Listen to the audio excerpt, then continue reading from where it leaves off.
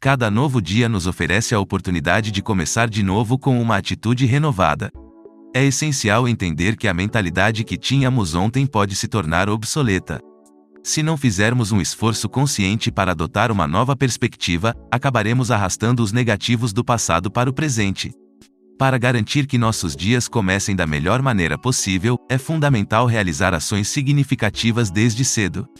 Mesmo se não formos pessoas que geralmente planejam a longo prazo, podemos investir apenas 5 minutos do nosso tempo, talvez até 3 minutos, para nos trancarmos no banheiro e orar. Esses momentos de oração podem se tornar poderosos catalisadores para um dia positivo.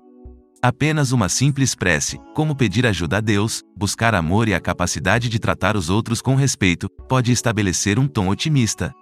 A rotina de gratidão também é crucial. Cada manhã, ao acordar, é benéfico agradecer a Deus pela dádiva do novo dia, pela respiração e pelas oportunidades.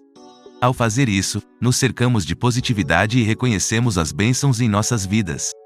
Essa prática é uma maneira de direcionar nossa mente na direção certa e cultivar uma mentalidade de esperança. Planos bem definidos são igualmente importantes. Antecipar como reagiremos quando confrontados com desafios, como perdoar imediatamente e oferecer elogios e encorajamento, nos capacita a ser uma força positiva na vida das pessoas ao nosso redor. O objetivo é simples: cada encontro com alguém deve resultar em palavras que os façam se sentir melhor após a interação. Um versículo no Salmo, capítulo 119, versículo 147 destaca a importância de começar o dia com esperança e colocar nossa fé nas palavras de Deus. Isso contrasta com a tendência de nos concentrarmos no negativo e nos hábitos de ver o que está errado. Portanto, é imperativo cultivar uma nova atitude todos os dias, lembrando-nos das coisas que estão certas em vez das que estão erradas. Isso nos permite enfrentar o dia com entusiasmo, apreciando as oportunidades que ele oferece. O texto também nos lembra da importância de viver com um propósito, seja no trabalho ou em nossas interações diárias. Cada momento é uma chance de compartilhar a mensagem de amor e esperança através de nossas ações, em vez de apenas palavras.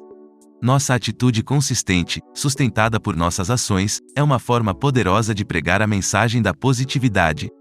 No coração de tudo isso está a misericórdia de Deus. Somos lembrados de que podemos falhar, cometer erros, mas a misericórdia divina nos oferece uma nova chance a cada dia.